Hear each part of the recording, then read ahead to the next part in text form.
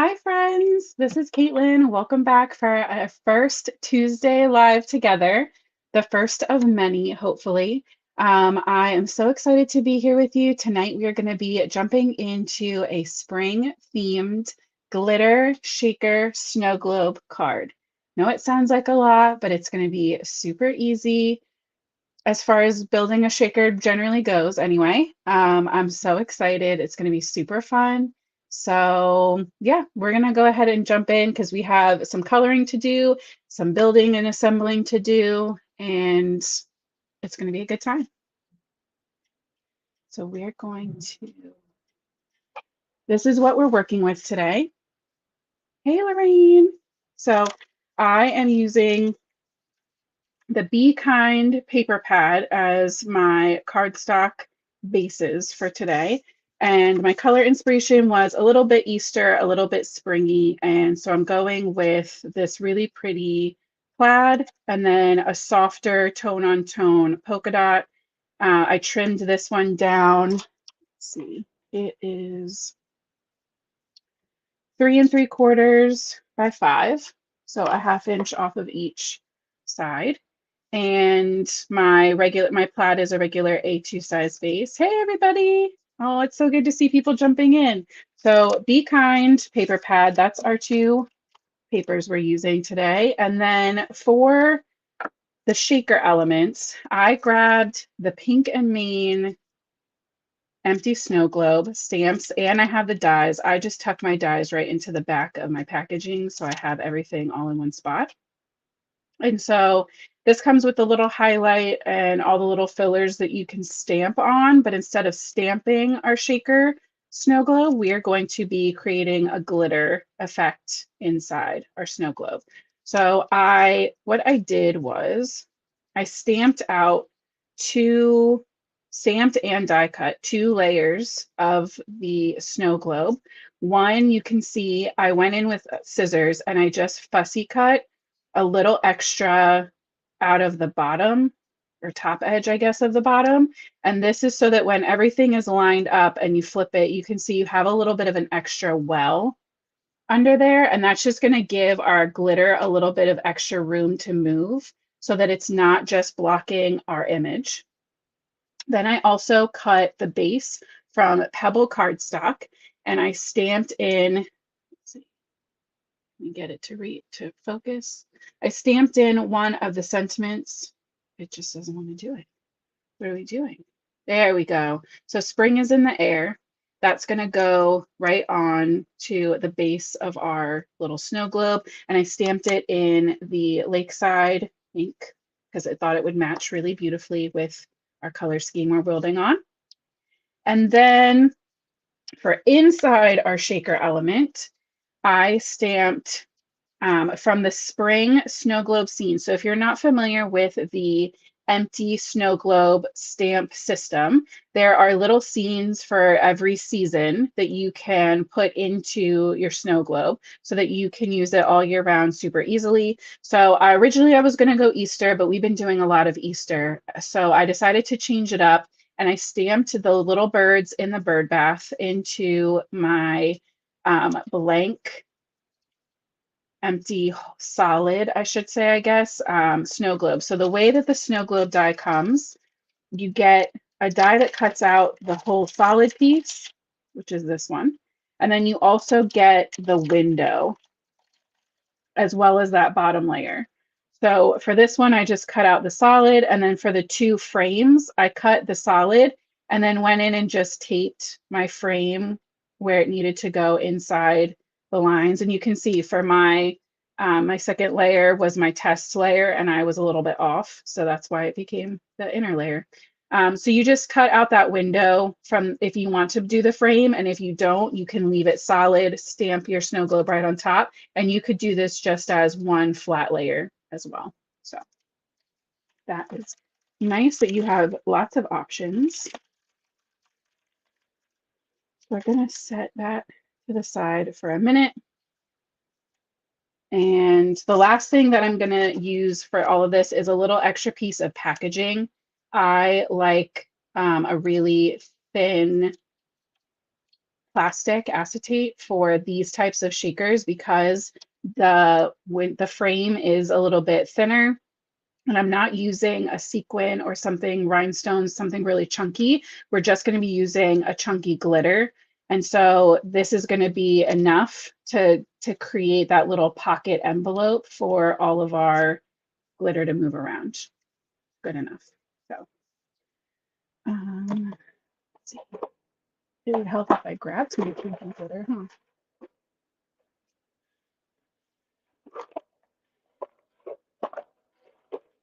Go. So we're going to be using the Stardust Chunky Glitter. We won't do this quite yet, but I just want you to see how absolutely stunning. We used this last week for some glitter pasting, but I just love this stuff and it's beautiful all on its own. So we're going to have fun with that in a little bit. But the first thing I want to do, I think, is get my coloring taken care of. So then we can build our shaker. Hey, everybody. All right, let's see if I can zoom you in a little bit closer. There we go. Okay, so I'm going to keep these here so we can kind of see our color inspiration. And I'm going to just start shading in and coloring in. We're going to be creating a whole scene, not just our images. So I'm going to start with the background. And because the pattern paper is more of a teal, we're going to go with BGs. So I'm going to go ahead and grab, let's do 13, 11, and 10. If you've been hanging out with me before, you know the drill. I need a Copic coaster because my Copics like to leak a little bit. Here, let's put this where you can actually see the lid. So I'm going to go in with my 13, and we're going to use this one really sparingly just because it is a little more intense. But I think it'll be nice to add in a lot of color because the pattern paper is really bright, but also because the glitter is going to be moving around and covering some of that. Okay, gotta wait. Sorry, guys. My daughter just came downstairs and informed me she just lost a tooth. So go chill out. I'll come up in a little bit. Okay. She's very excited. Oh, man. So I'm going in with my 11 now, and I'm just going to start working on breaking up that 13 a little bit and pulling some more color upward. Just kind of doing really easy, wide kind of brush strokes. I don't want to create like a wall of color. I want to make sure that my color can kind of blend out. And what I'm actually going to do is grab a little bit of the 13 and kind of pick some up with the 11 and use that ink to help soften that bottom line I created.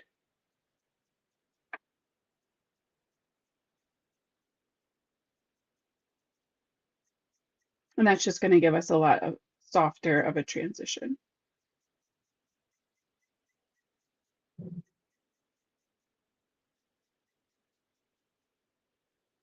So pretty. Yeah, the little bird bath scene, all these little scenes from the springtime snow globes are so cute. And then the last color is going to be the 10. And with that one, I'm going to start at the top and just kind of pull down to meet my 11. I find that if I start inside my medium color and pull up, sometimes I get a band where I'm kind of starting with that color too. So I like to pull that color down versus up and just make sure that they still overlap so that you get that softer blend. And that BG10 is pretty light, but that'll help to balance out.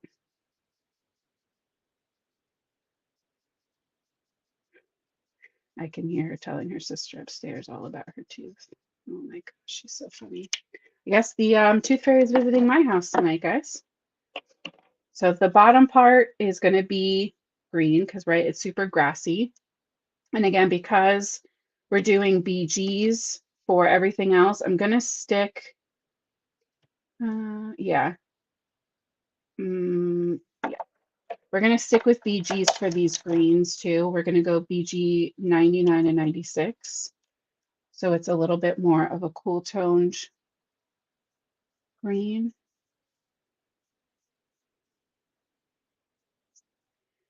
And for this, I'm just going to kind of do some like sideways streaks through and then go in to just add a little bit of shading on the actual artist drawn grass.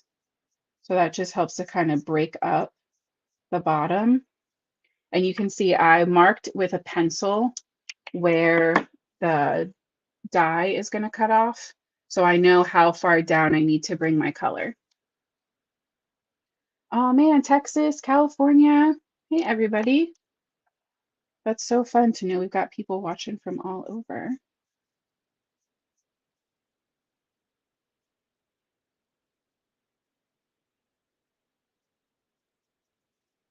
So I'm going to just go in with the 96.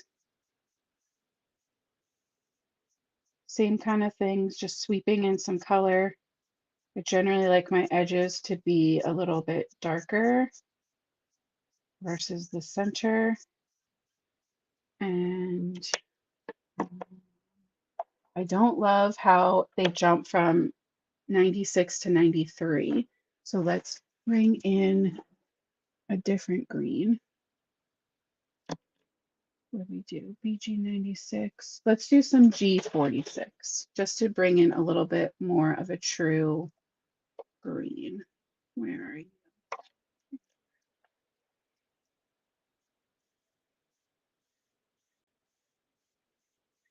There you go. That'll help to bring a little bit of that springy freshness to it. We're also going to pull in some more yellowy greens on the ivy, I think. I don't know. We'll see. I want to get the bird bath taken care of. I'm thinking I'm going to do, yeah, let me give you a closer up because it's looking really neon, but it has a really soft blend. So I'm going to do like a soft kind of concrete, I guess, for that. And I want to go with warm grays so that everything, it stays in that kind of warm, springy feel. So we're going to go W7.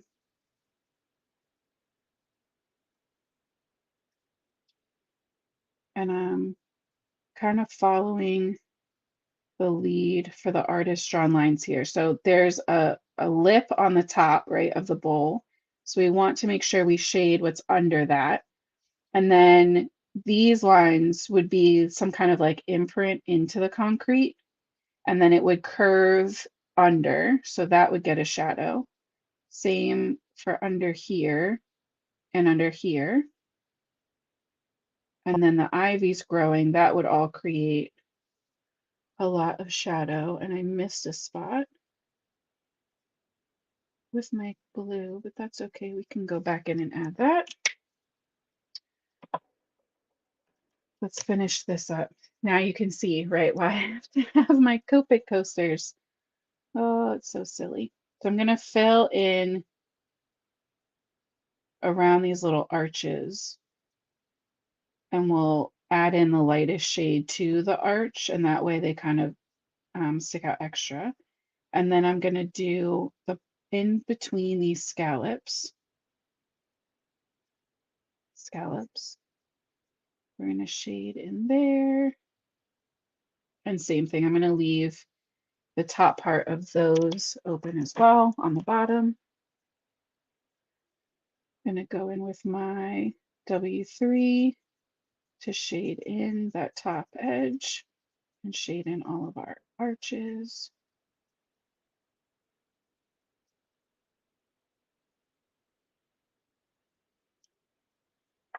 You know what? I mixed. And sometimes that's better to color less than you think because you don't want to color something the wrong color. Um, but sometimes it does get confusing when you're looking at all these little lines. So I'm just going to go in and add a little hint of blue to make sure I got all these edges around the bird bath. So cute. Okay, I'm thinking because I think I'm going to do yellow birds to tie in with our color scheme here. So I'm thinking I want the little flower to be more on that corally peachy side. So let's do some, maybe R5 and R2. This we're going to keep pretty simple just because it's not a lot of real estate. But it's one more way to tie in the pattern paper. Oh, that's a dry marker. Maybe some 12. There we go. Pretty. Let's see. I like to then throw everything together to make sure I'm still liking the direction it's going. And I do.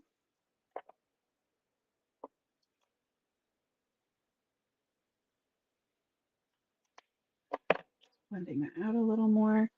You know what? I think to keep things simple, I'm just going to use the same greens that we did for the grass for all of this greenery, just so we're not introducing too much at once.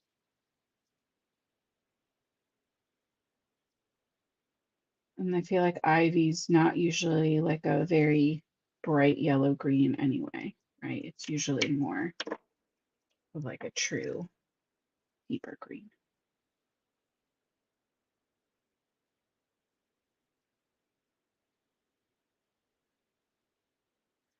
Has anybody watching out there tried any of the snow globe scenes before? I'd love to know. Oh, Pam got the stamp of the month. That's so exciting, Pam. I hope you love it. It was really fun to work with last week.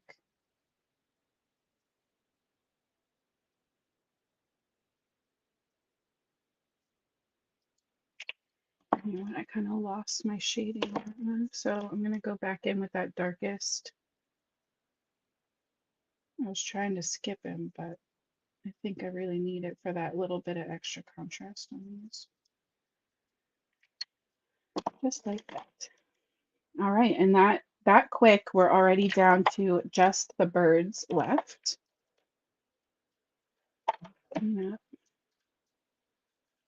These really quick. And we need like a soft, buttery kind of yellow. So I'm thinking 35, 30s, and maybe a little Y11. I still don't have all the Copic markers, so we're just going to make it work. So I'm going in with a Y35 first. We're going to shade up this guy that's very relaxed. He's very happy in his bird bath. And then I'm just kind of adding edge shading around everything. These are pretty little, so we don't want to drown them with too many different colors in one little area. The bulk of the stuff of our coloring is going to be right, that medium and the dark. And then I'm just leaving a little bit of space for the Y11, which is just going to help to really brighten everything up. And I'm sure that this is not a common color for birds in nature. You can color your birds however you want. That's the fun part of working with these stamps, right? And then just a little shading for their beaks. So there is our little scene. They're so stinking cute. And just because I'm crazy, I'm going to take a tiny 05 gel pen and I'm just going to really emphasize the highlight. Made his eye a little wonky. That's okay. Yeah, there we go. Super cute. Not too hard, not too crazy. Yep, so we're gonna take that. Let's get our coaster out of the way. And now we're going to assemble all of the fun stuff. So let's start out with no snow globes yet. It's a fun one. Once you see all the options, it's definitely addicting. So I'm just adding some of the liquid glue to the back of my polka dot panel. And that's nice because it gives me a minute to make sure that everything is lined up how I want it to be.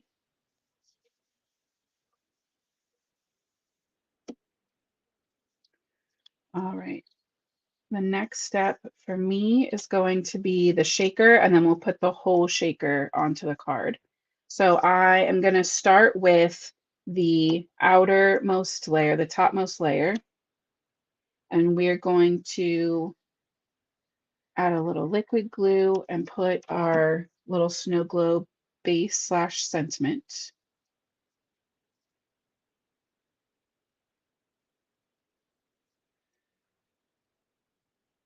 And I like to try to position it so that you can see just the little sliver of that black stamped edge right at the top. That pretty much means everything's lined up nice and it'll look nice and clean. And then to the back of that, I am going to add a very thin line of glue all the way around. And I'm just going to take that piece of packaging that I cut. It's just the stamp packaging, like what all of this stuff that we get our stamps in. It's just a piece of that trimmed down. You could definitely use a sheet of acetate as well if that's what you prefer. I'm going to lay that flat and I'm just going to go all around the edges and really softly press that into place to make sure that everything is adhered down nice and flat. And I'm going to take scissors and we're going to just cut this out. Now, you can cut a layer of packaging or acetate with the same die that you cut the frame out of, like the solid snow globe. That's also fine. I've just found that it's still a little hard to, it's a little too hard to line up for my liking, but also I have very, very old embossing plates. I really need to get new ones. And so my acetate always comes out scratched up, even if I like wrap it in printer paper or something before I send it through. So I found that to me, that's just as easy, right? Cutting that little edge all the way off because it's clear. So even if it's not 100% perfect, right? There's a tiny little lip. Nobody's gonna know. You really can't see it. So that's my solution to that. And now I'm recycling. So you can see there's a little plastic barrier there now to hold in my shaky goodies. And I shouldn't say that, our shaker glitter. How about that?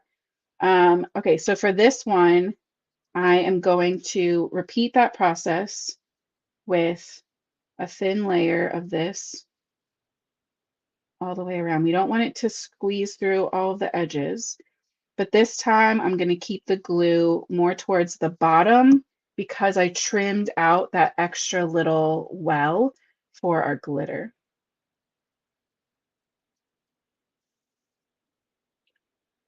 So same thing, we're just going to line that up, and then I like to just go around all of the edges and press. So because I'm using glitter, just having one layer is enough. You could definitely cut more layers and really build this up to be a thick frame. And then you could put rhinestones or sequins or something in there. But for the amount of movement that I'm looking for, I really think that one is going to be okay for this. And then the last step is, let's get our glitter stuff ready first.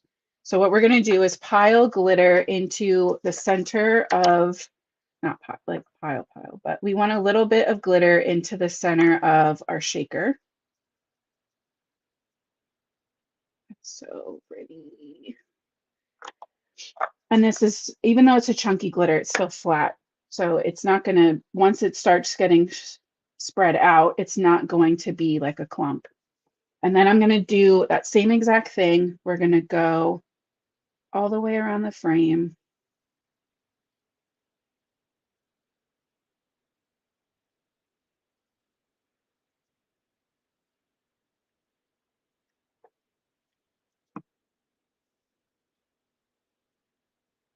And line that up. And it's okay if it's not exact on your first go, because then I can just shift it as needed. Before I turn it over to look, I'm going to press all the way around just in case. And then, yeah, that's pretty good. So in theory, I would let this dry for a little bit. I mean, we're good to put it on our card, but before I would mail it or anything, I would just lay it flat or maybe even with something heavy on top to make sure that everything adheres down really well. But yeah, you can see now, I could have definitely even put more glitter. And sometimes if you're worried about it being really sticky, or you're in a place of the country or the world that has a lot of static, you can always dust a little bit of anti-static powder in there too, and it'll help to make sure that everything kind of shifts around a little easier. But I really don't mind this kind of clinging to the edges. I think it's just so cute. It's got enough movement that it's still, fun to play with, but it's not so much that it's distracting or, out of control. So cute. So then I'm gonna load up the glue on the back, and we're gonna pop that right on the center of the card.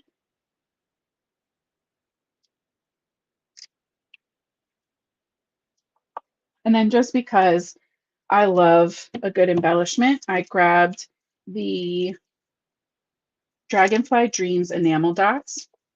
I thought that these colors all went really well with the pattern paper. So I thought it would be fun to just add in, maybe we'll play with this like corally pink that kind of matches, because I like to have things in threes, right? So we have the yellow, and then the yellow birds. We have the teal, and then the teal in the sky. So right now we only have the coral and the coral. Obviously we need a third coral. So for these guys, because I have nails, which, let's take a second, I'm very proud of them. Oh, let me get them on there. I did my nails yesterday just for you guys, and I think they turned out really cute. I'm very happy with them, so I hope you like them. But I'm going to use a little picker. I think we're going to do a little scattering of these. Maybe not the biggest one. Let's do just mediums and smalls. That feels very large. So we'll do medium, and small down here.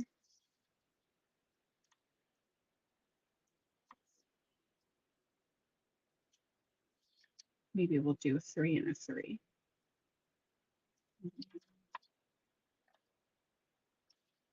I like to break over the edge between my panels. sometimes just to change it up.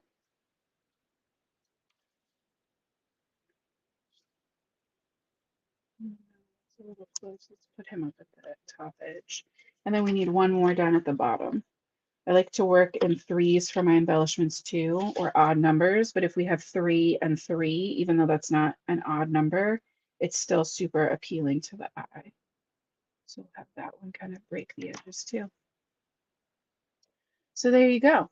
That is our sweet little shaker card, glitter shaker.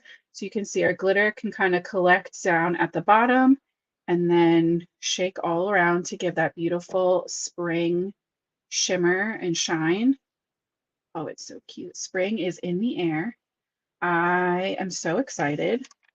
My daffodils bloomed today, so I'm very excited about that. So I hope this inspires you guys to have a little fun with some glitter shakers. I think using glitter makes it a little less daunting because you don't have to worry about foam or the frame. This tool is a little picker. It's from the dollar store. To be honest with you, it comes in a pack of 2, and I have like 6 on my desk. It comes with a thicker and a thinner. They are beautiful because they're pink and main colors, but I need them for, I use them for poking all the stuff out of the little holes in my dies, and then picking up embellishments like that so that I don't have to worry about trying to get in there with my nails in the way. So I hope that helps. Dollar store, check it out. The craft section, love it. But yeah, so I hope this inspires you, like I said, to try a glitter shaker instead of just a sequin or a rhinestone shaker.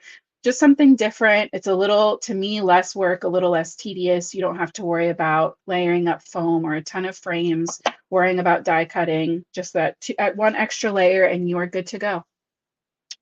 So let's come back over here. So yeah, I hope that you had fun. I am so excited. If you missed it before or missed my announcement last week, starting this week for the foreseeable future, I will be going live for Pink and Main Tuesdays and Thursdays at 8:30 p.m. Eastern on Facebook and YouTube. If you are not subscribed or following on Facebook, all of the links to do those things are in the description of wherever you are watching right now, so either above or below this video. So make sure that you are subscribed and following them. If you want to see more of me, all of my links are listed in those descriptions as well. Caitlin from Caitlin Annalee Cards. I am so grateful that you came to hang out with me today. I hope that you're feeling super inspired to take on the rest of your week. I will see you on Thursday, and I cannot wait. I hope you have a great couple of days, and I'll see you soon. Bye.